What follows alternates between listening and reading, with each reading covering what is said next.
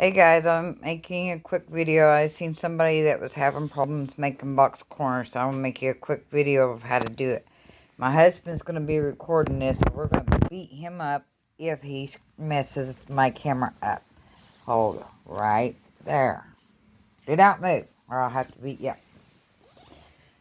Alright, so what you're gonna do, so this side, your bottom side, and this other side. Okay, you're going to cut a 3x3 corner out of each side. Then when you take your corner, you're going to bring them and match them together like this. Just for a second take on that. Quit moving. Grab both sides where you cut the 3x3 corner out. And go like this. And then you're going to pin it.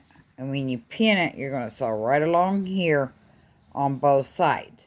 And that'll make you a square corner. You're going to do this for either like fabric baskets or cosmetic baskets or travel bags or whatever you need to do. That's how you box the corners.